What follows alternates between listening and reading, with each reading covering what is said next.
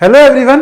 तो दोस्तों सीजीएल 2024 का हमारा 9 सितंबर का सेकंड शिफ्ट का पेपर भी हुआ और सेकंड शिफ्ट में भी मैथ के जो क्वेश्चन है वो सेम टू सेम पैटर्न आ रहा है। जो टीसीएस का पैटर्न टीसीएस पूछती है सेम टू सेम क्वेश्चन वैसे ही पूछे जा रहे हैं, नया कुछ भी नहीं है। ठीक है, मस्त एकदम सवाल आ रहे हैं, बढ़िया।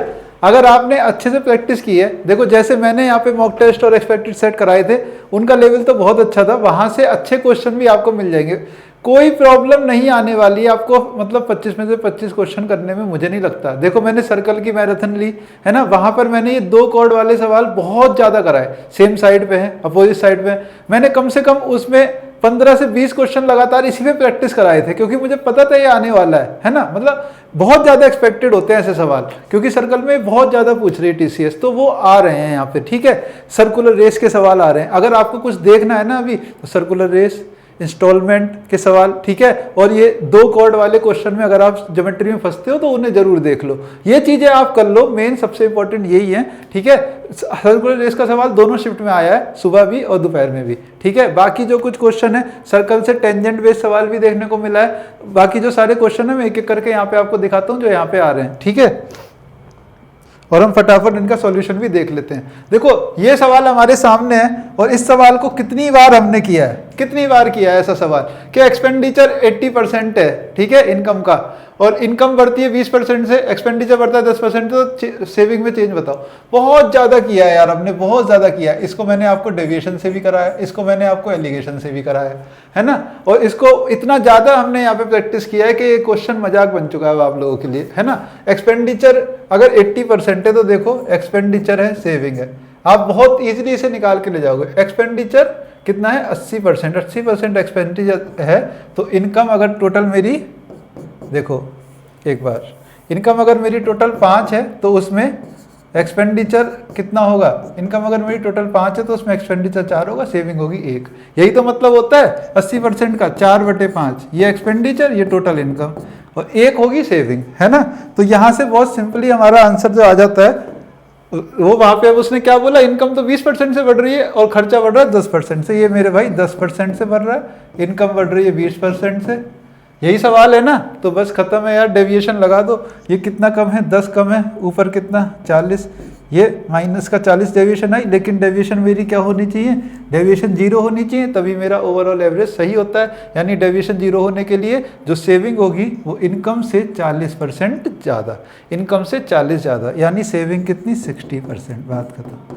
ठीक है, अगर रेशो के ऊपर यहाँ पे मान लो कुछ होता 3 होता है ना, तो 40 को 3 से डिवाइड करते एवरेज में डेविएशन देखने के लिए। अब यहाँ पे एवरेज में देखनी थी तो नीचे खाली 1 ही होगा क्योंकि इसका ऊपर इसका वजन 1 है, तो बात खत्म। तो 60%, सिंपल सा सवाल था, मजेदार। ठीक है, सर्कुलर ट्रैक का ये सवाल आया, बहुत सिंपल है आप लोगों के लिए, इसमें कुछ भी नहीं है ऐसा। देखो ये सवाल कि भाई सर्कुलर ट्रैक पे है, 1365 मीटर का ये सर्कुलर ट्रैक है, ए की स्पीड 90 किलोमीटर पर आवर है, ये ए है।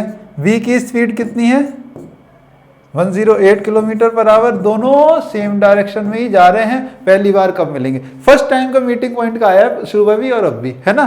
तो वो कैसे निकलेगा, one distance upon relative speed. Relative speed इनकी क्या होगी, 108 में से 90 घटाओगे 18, सिंपल 5/18 से कर दोगे तो टाइम सेकेंड्स में आ जाएगा, बात खत्म हो गई, आपका टाइम आ गया। ये कितना आएगा भाई, 5 से काटोगे तो 2, 7, है ना, और 3, 273 सेकेंड आंसर। बहुत सिंपल, बहुत मजेदार सवाल आए हैं, आपको कोई परेशानी नहीं होगी जब आप एग्जाम में बैठोगे, तो बिल्कुल कोई परेशानी नहीं होगी। देखो ये सवाल क्या है, 16 दिन का, ठीक है, इसमें मंथ दिया था जनवरी का, इसमें जनवरी का महीना दिया था, और जनवरी का महीना हमारा 31 दिनों का होता है। ठीक है, तो पहले 16 दिनों का एवरेज उसने मुझे 22 डिग्री दिया और बाद के 16 दिनों का भी एवरेज उसने मुझे दिया। पहले 16 दिनों के लिए 22 डिग्री सेल्सियस, बाद के 16 दिनों के लिए 26 डिग्री सेल्सियस, कुछ ऐसे सवाल है। ठीक है, और ओवरऑल पूरे महीने का 24 डिग्री सेल्सियस है, ये डिग्री सेल्सियस है। ठीक है, तो मुझसे बोला है 16वें दिन का बताओ। क्या हमने क्वेश्चन नहीं किया, क्या हमने वो क्वेश्चन बार बार नहीं किया, 17 नंबर निकालने वाला जिसमें ये कि ओवरलैप हो जाता है, मतलब ये 16, देखो टोटल 31 दिन होंगे, तो 16 16 32 बन रहा है, यानी 16वां दिन 2 बार यहाँ पे इसमें भी और इसमें दोनों में रिपीट हो रहा है ये 16 डे, उसको ही मुझे निकालना है। डेविएशन से होता है ये सवाल भी बहुत आसानी से, है ना। यहाँ डेविएशन चेक करूंगा, -2 × 16, यानी -2 × 16 कितना, -32, ये कितना, +2 × 16 +32। ओवरऑल डेविएशन क्या आ रही है, 0, यानी 16वां जो होगा, भाई इसमें क्या 0 ऐड करोगे क्या, इसमें जो 16वां होगा वो 24 ही होगा, जो 16वां दिन होगा उसका जो टेम्परेचर होगा वो 24 डिग्री सेल्सियस ही होगा। बहुत बढ़िया सवाल आया, मज़ेदार इजी क्वेश्चन है सब आप लोगों के लिए, कुछ नहीं है इन सवालों में, ठीक है। मार्केट प्राइस बोला है 26% ज़्यादा है, कॉस्ट प्राइस से डिस्काउंट दिया जा रहा है 32% का, लॉस या प्रॉफिट बताओ कितना होगा, ठीक है। मार्केट प्राइस कॉस्ट प्राइस से कितना ज़्यादा है, 26% ज़्यादा है, मतलब मार्केट प्राइस 126 होगा अगर कॉस्ट प्राइस 100 है तो, है ना। अब इस पे डिस्काउंट दे रहा है 32% का, इस पे 32% का डिस्काउंट देगा तो कितने का बेचेगा भाई, 68% ऑफ 126, ऐसे भी बोल सकते हैं। ये वैल्यू मैं निकाल सकता हूँ और यहाँ से डायरेक्ट मेरा आंसर भी आ जाएगा। देखो कैसे निकालते हैं, 36 और ये कितना आएगा भाई, अब इसकी 8 से करूंगा, 8 से 48, ये मैंने जोड़ा 85.68 का बिका, है ना, 85.68 का बिका। तो इस पे क्या हुआ भाई, इतने का बिकेगा तो क्या होगा, ये सेलिंग प्राइस आया ना, तो इतने का बिकेगा तो क्या होगा, लॉस होगा, और लॉस कितना हो रहा है 14.32% का लॉस, खत्म। ये मेरा सवाल था सिंपल सा, ठीक है, ठीक है। कैसे भी कर लो आप इसे, जैसे आपको अच्छा लगे। कॉस्ट प्राइस कितना है, 42,000, पहले 20% का लॉस हुआ, फिर 30% का प्रॉफिट हुआ। ओवरऑल प्रॉफिट क्या है, देखो मेरे भाई, पहले 20% का लॉस, फिर 30% का प्रॉफिट, इनका सक्सेसिव लगा देते हैं, है ना। तो 20 × 30/100, बात खत्म। ये कितना बन जाएगा मेरे पास, ये कितना आ रहा है, 30 में से 20 गया 10, 10 में से 6 गया तो 4% का क्या है, प्रॉफिट है, प्रॉफिट। तो 4% किसका निकालना है, इस 42,000 का। यही मेरा सवाल का आंसर हो जाएगा। सिंपल सवाल आए हैं, बढ़िया एकदम मज़ेदार क्वेश्चन पेपर आ रहा है, आप बहुत इजीली करके आ जाओगे, ठीक है। नेक्स्ट शिफ्ट वाले सभी लोग या कल जिनका भी है, 1680 इसका आंसर हो जाएगा, प्रॉफिट, ठीक है, प्रॉफिट। नेक्स्ट और देख लेते, कोई सिलेंडर है, सिलेंडर की रेडियस मुझे दे दी है, ठीक है, कितनी 8, और इसकी हाइट बोली है 14, इसकी वॉल्यूम बतानी है। अगर मुझे वॉल्यूम ऑफ सिलेंडर बताना है तो πr² होगा, और πr² से बहुत सिंपली इसका आंसर निकल के आ जाता है ना, 8 × 8 × कितना h, ये 2 टाइम्स गया, ये कितना 44 × 64, खत्म सवाल, है ना। कितना आएगा ये 2560 + 256 2816 बहुत इजीली, है ना। अगर 11 का दूसरा मल्टीपल है वो चेक भी कर सकते हैं, वरना मल्टीप्लाई भी बहुत फास्ट हो रही, तो मल्टीपल चेक करने में मैं अपना टाइम भी खराब नहीं करूंगा, सीधे ही मार दूंगा, ठीक है। और देख लेते हैं, एंगल दिए थे एवरेज में, कुछ इस टाइप का सवाल है, वो पूरा सवाल यहाँ पे मिला नहीं, एंगल किसी ट्राइंगल के, है ना, एवरेज में थे, मतलब एक एंगल एवरेज था बाकी दो का, मतलब कुछ इस तरह से। अगर 3 एंगल x y z है ट्राइंगल के, है ना, तो एक एवरेज है, मतलब 2y = x + z, y x और z का एवरेज है ना, तो 2y = x + z, मतलब एंगल्स AP में हैं, किसमें, AP में। जब AP में होते हैं ना तो एक एंगल तो 60 आता है, एक एंगल तो 60 आता है, अब उसके अलावा जो एंगल्स दिए होंगे कुछ ना कुछ और रिलेशनशिप दिया होगा। देखो ये इस तरह से आ जाता है, अगर आप लेके चलोगे तो ये AP में होंगे हमेशा, है ना, ये हमेशा किस में होंगे, AP में होंगे।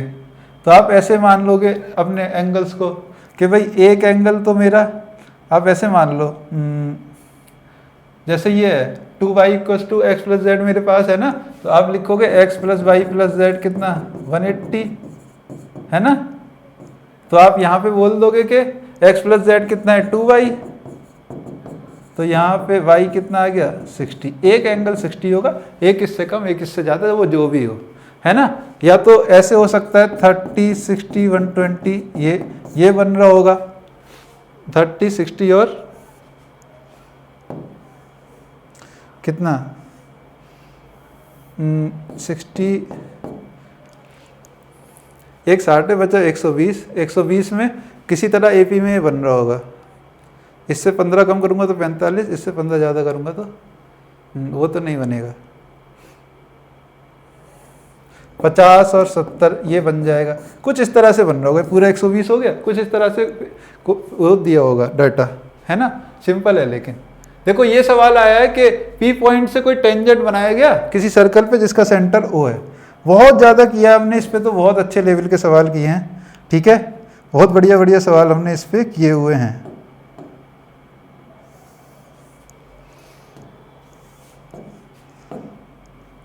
देखो मैं इस पे आपको थोड़ा सा बता देता हूँ कि अगर इससे बेस्ड आगे कोई क्वेश्चन आए तो आपको कैसे करना है ना। ये कह रहा है कि P पॉइंट से कोई टेंजेंट बनाया यहाँ पे A पे, और B पे भी होगा ये, क्योंकि AOB कुछ दिया ना इसने, तो B पे भी होगा। ऐसे देता है कि 2 पॉइंट हैं AB, उन पे टेंजेंट है, ये ऐसे टेंजेंट है, ठीक है। तो इस क्वेश्चन में उसने क्या बोला है, सेंटर O है। पूरा क्वेश्चन इस तरह से बनता है, सेंटर O है तो AOB दे दिया उसने मुझे, एंगल AOB दिया है तो एंगल AOP बताना है। मतलब एंगल AOB पूरा अगर थीटा है, ठीक है, तो मुझे ये बताना है ये कितना होगा। एंगल AOB मेरा अगर पूरा थीटा है तो ये कितना होगा, θ/2 होगा। θ/2 इस क्वेश्चन का आंसर था, सिंपल था। क्योंकि ये दोनों ट्राइंगल मेरे बिल्कुल सिमिलर बनते हैं, क्योंकि देखो ये 90-90 होता है, ये दोनों रेडियस हैं, है ना, और ये एक साइड कॉमन है। बहुत ईजिली ये हमारे ट्राइंगल सिमिलर बनते हैं। लेकिन इस पर एक चीज़ और जान लो जो आपको एग्ज़ाम में काम देगी, ठीक है। एक चीज़ और करके जाओ जो एग्ज़ाम में आपको आगे आने वाले एग्ज़ाम में, आगे आने वाले जो अगर आप लोग आगे शिफ्ट में दे रहे हो तो आपको बहुत काम देगी। देखो इस तरह से ये मेरी फिगर बनती रहती है ना, ये इस तरह से होती है, ये ABO है ना। तो अब आपको क्वेश्चन किस किस तरह से बनते हैं मैं सारे एंगल निकालना बता दूंगा एक बार, ठीक है। ये एंगल हमारा 90 है, ये भी 90 है, ठीक है। ये एंगल मान लो मुझे दे दिया उसने थीटा, तो सारे एंगल कौन कौन से पूछे जाते हैं वो मैं आपको बताता हूँ। एक एंगल ये पूछा जाता है आपसे OAB, दिख रहा है OAB, OAB पूछा जाता है। OAB क्या हो जाता है, θ/2। ये थीटा है तो ये होगा θ/2। और आपसे क्वेश्चन पूछा जाता है कि भाई ये वाला एंगल बताओ, ये अगर P था, है ना, ये P मैंने माना था, तो ये O है, इसे मैं देता हूँ D। तो आपसे पूछेगा, या फिर C ले लेते हैं, ABC पूछेगा, ACB ये वाला पूछेगा, ठीक है, ये वाला। तो अगर ये थीटा है तो पहले मुझे ये बताओ ये कितना होगा। देखो 90-90 है, ये थीटा है तो ये होगा कितना, देखो ये 90-90, ये कितना हो गया टोटल 180। तो थीटा है तो ये होगा 180 माइनस थीटा। ये कितना होगा 180 माइनस थीटा, 180 माइनस थीटा ये वाला होगा, ठीक है। ये 180 माइनस थीटा हो गया है, ये वाला 180 माइनस थीटा हो गया, तो ये कितना होगा 90 माइनस θ/2, ठीक है। और ये 90 माइनस θ/2 हो जाने पे ये कितना आता है, अगर ये पूछ ले ADB पूछ ले तो वो कितना होगा, तो उसे क्या बोलोगे, ये वाला पूछ ले 90 माइनस θ/2 है तो ये होता है 90 प्लस θ/2। क्या होता है 90 प्लस θ/2। तो अब याद रहेंगे ना, अगर एग्जाम में आ जाए ये थीटा दिया होगा तो ये θ/2 होगा OAB, ठीक है। AOB पूछेगा 180 माइनस थीटा, 180 माइनस थीटा, ये पूछेगा तो 90 माइनस θ/2, इसके अपोजिट ये पूछ लेगा तो 90 प्लस θ/2। इस पे बेस्ड क्वेश्चन आते हैं, आगे आ सकता है, ठीक है। देखो इस सवाल में क्या दिया, पिंकी और उसकी बच्ची का रेशो, पिंकी और डॉटर का रेशो दिया है एज का। 7 साल पहले बोला है 4 और 1 का था, कितने 7 ईयर्स पहले। अगर यहाँ पे प्रेजेंट है तो 7 साल पहले ये रेशो है। अब उसने बोला 4 साल बाद इनका, पिंकी की एज 2.5 टाइम्स है उसकी लड़की की, 2.5 टाइम्स है तो 5 और 2 का रेशो है ना। तो अब बोल रहा है ratio of daughters as before 4 years और पिंकी की एज आफ्टर 5 ईयर्स, ये मुझे बताना है। देखो भाई सबसे एज के सवाल में सबसे पहले क्या चेक करते हैं, डिफरेंस। और डिफरेंस यहाँ पे हो रहा है, ये 3 है तो ये भी 3 है, डिफरेंस बराबर है तो मुझे कुछ भी बराबर नहीं करना है, सिंपली कुछ बराबर नहीं करना है। यानी मुझे अगर डिफरेंस बराबर है तो मुझे ये देखना है कि ये कितना है, ये 4 साल था, ये तो यही 1 का डिफरेंस, यहाँ भी 1 का डिफरेंस, ये 1 का डिफरेंस 11 साल के बराबर है, ठीक है सिंपली। तो यहाँ पे क्या रहा होगा, ये एज कितनी रही होगी, इंटू 11, ये रही होगी 44 और ये रही होगी 11। तो प्रेजेंट एज यहाँ से सीधी सीधी आ जाएंगी। 44 में 7 ऐड करोगे, 44 में 7 ऐड करोगे तो 51 इसकी प्रेजेंट एज है और इसकी प्रेजेंट एज क्या, 11 7 18। अब उसने क्या पूछा है मुझसे, उसने पूछा है डॉटर की एज 4 साल पहले। 4 साल पहले डॉटर की एज कितनी थी, 4 साल पहले 14 थी। और पिंकी की एज 5 साल के बाद, पिंकी की एज 5 साल के बाद कितनी हो जाएगी, 51 और 5 56। ये 1 और 4 का इनका रेशो आ जाएगा। ये सवाल था मेरे पास सिंपल सा, ठीक है, कुछ भी नहीं था क्वेश्चन में परेशान होने जैसा। एक ही आया अलजेब्रा का, है ना भाई, ये मुझे निकालना है पार्ट अपना, इसका क्यूब कर देंगे सिंपली और ये पार्ट निकाल देंगे, है ना। इसका जब मैं क्यूब करूँगा, जिसका जब मैं क्यूब करूँगा तो क्या मिलेगा मुझे, 8x cube plus 27y cube, है ना, plus 3ab into a plus b तो 11/6, है ना। तो यहाँ से इसका क्यूब जब मैं करूँगा तो मुझे क्या मिलेगा, 1331/216। ये पार्ट मुझे पूरा बताना है, इसे मैं p बोल देता हूँ। प्लस x इंटू वाई कितना दिया है, 3 इंटू 2 इंटू 3 इंटू 5/6 इंटू 11/6, 3 दूनी 6 ये गया, ठीक है। p क्या आएगा, 1331/216 माइनस ये कितना है, 15 इंटू 11/6। कुछ इस तरह का बन रहा है, कुछ इस तरह का वैल्यू निगेटिव में बन रही है। अब डेटा एग्जैक्टली पता नहीं कि यही डेटा है या नहीं, ठीक है, तो डेटा वेरीफाई करना पड़ेगा। बहरहाल कॉन्सेप्ट यही है कि यहाँ से निकल के हमारा आता है a cube plus b cube से, ठीक है। नेक्स्ट देख लेते हैं और एक सवाल, जहाँ मुझे प्रिंसिपल 5000 दिया, टाइम 5 साल है, रेट 9% है, ठीक है। दूसरे केस में टाइम 4 साल है, रेट 12% है, प्रिंसिपल 8000 का है। तो मुझे बताना है सिंपल इंटरेस्ट का इनका दोनों का डिफरेंस कितना होगा। सिंपल सा सवाल है मेरे पास, ठीक है। तो मेरे भाई यहाँ पे लिख दो कितना है ये, 25 इंटू 9, सीधे सीधे, है ना, 25 सीधे मल्टीप्लाई कर दो तीनों की। 25 इंटू 9 कितना होगा, 225, बस, ठीक है। परसेंटेज के साइन से ये 2 जीरो को हटा दूंगा, 2250 माइनस डिफरेंस कर लो, या फिर डिफरेंस लिखा है तो हो सकता है वो बड़ा आ जाए, ठीक है। इसको देख लेता हूँ, ये कितना है, 12 चौक 48, है ना,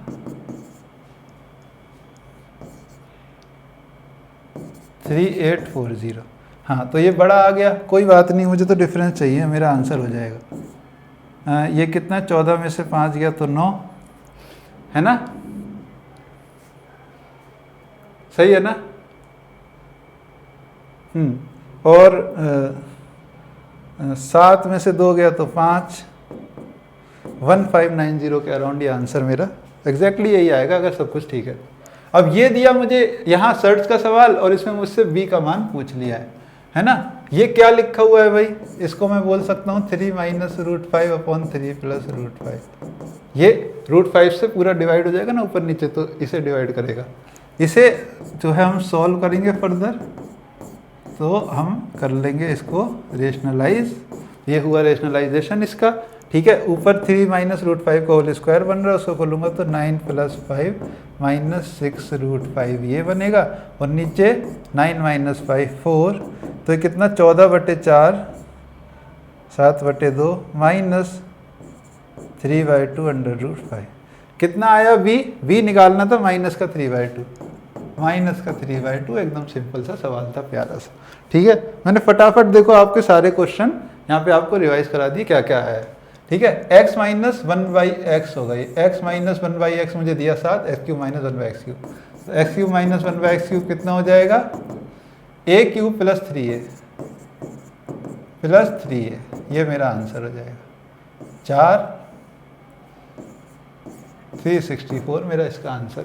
ये सिंपल सा सवाल यहाँ पे आया था।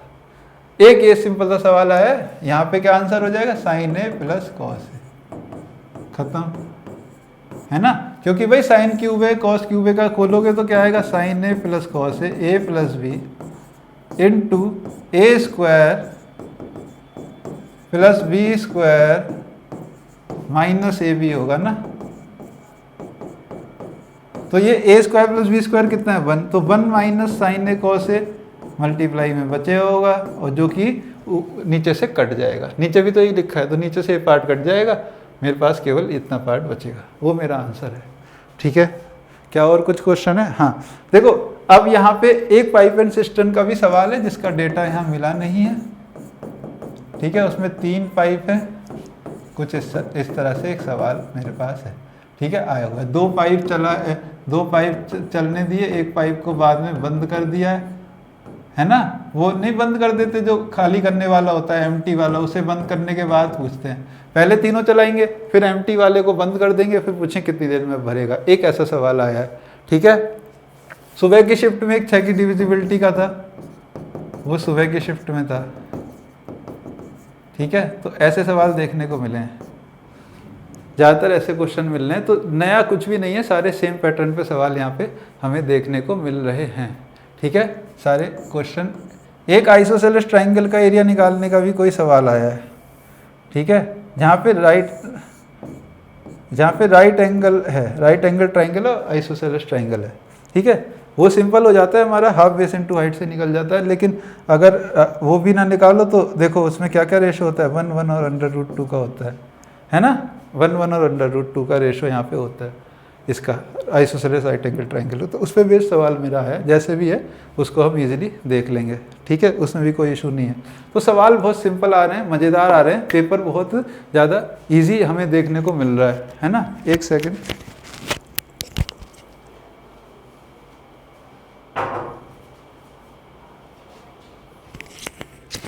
तो अगर आपका कल पेपर है या आज शाम को है तो आपको कोई प्रॉब्लम नहीं आने वाली, बेफिक्र होके जाओ। जिन जिन का कल पेपर है बेफिक्र रहो। और शाम को 7 बजे हम जो सेट करेंगे उसमें पूरा एक्सपेक्टेड करेंगे, जो आज पेपर आए हैं उसी पे बेस्ड रहेगा पूरा का पूरा।